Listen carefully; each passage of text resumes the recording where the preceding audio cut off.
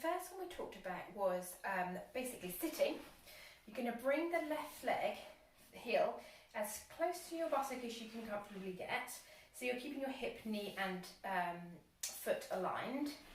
Then you're going to come up onto your heel and you're going to rotate the foot out. So you're going to drive the toes outwards.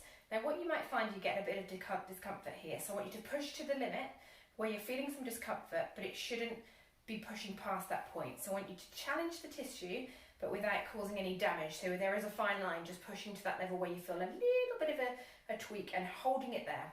So you're going to rotate out, hold that for 3 seconds. 3, 2, 1, and then you're going to rotate back to neutral again like that. And then you're going to controlled rotate out, 3, 2, 1, and control return to neutral. So 6 outwards, then we're going to do 6 in. So you're going to rotate in as far as you can go comfortably and just reach that limit. 3, 2, 1, back to neutral, foot, knee, hip aligned again, internally rotate again, 3, 2, 1, and gently back to neutral, doing that 6 times 2. Now one side will be more tender than the other, so be careful, just reach that limit where you think, oh yeah, that's it, and don't push it any further. Now, the next one we're going to do is the glute bridge. So lying on your back, you're going to bring your heels as close to your buttock as they can both come. Now this left one's going to be the limiting factor, so bring that back as far as you can comfortably go, and then this one needs to be parallel, so level, so we can keep that symmetry there. Then I want you to think about squeezing your bum, so that's going to propel you upwards, and draw your belly button very gently in towards your tummy so that you're engaging your core there. So you can still speak, but you are switching this on. And you're going to lift up nice and level. So here we shouldn't see any drops or twists. If you notice that you are, squeeze harder on that side, because this side's a little bit weaker if that's the case. When you're at level, I want you to think about rolling onto your heels. Now let's see if you can do this. If this is too challenging, leave your good leg planted, because then you can take a little bit more weight through there and you can sort of listen to your body and tailor the amount through the left leg, and as it gets stronger you can put more through it and eventually take both off.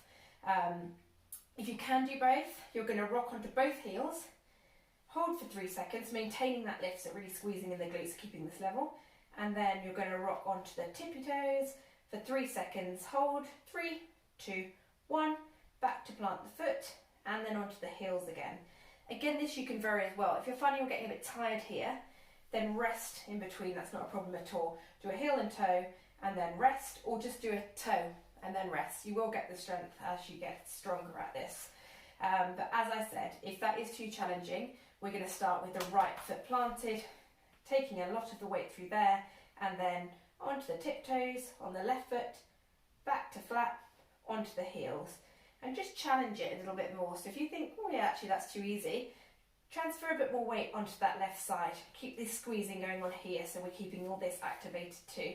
And come onto the tiptoes, flat, onto the heels, back to flat. Now with that one we'll do 1 set of 6 first, just because it's a little bit more challenging, and then you can vary that depending on the weight you can tolerate through that leg. Now the squat is really important to get, again, symmetry. So feet underneath your hips, knees level, hips level, like this. And you're going to hip hinge from here, straight back, pushing your bum back, little bit of flex in the knees so you don't cause any pressure, dropping back and then allowing the knees to bend a little bit. So from the side, we're going to hip hinge, pushing the bum back, really reach with the bum, while keeping your feet nice and flat on the floor, and you're going to drop as low as you can comfortably go. Now the limiting factor again is going to be this left knee, because it's going to have that slight restriction in it. So I want you to make sure you don't go any further with the good knee. What we don't want is this one to be stuck here and this one to continue, because you're going to put all different degrees of torsion through your body. So make sure that you're nice and level, and you go to your limit. When you feel that little bit of discomfort, that little warning sign, I want you to stop there, hold it for 3 seconds, 3, 2, 1, then you're going to squeeze your bum and propel yourself upright again. So what we don't want is too much forward force, we don't want the knees over the toes. So really focus on hip hinging here, pushing that bum back, reaching back with your bum and preventing the knees going over the toes, while still keeping nice bit of symmetry between the level of bend in each knee.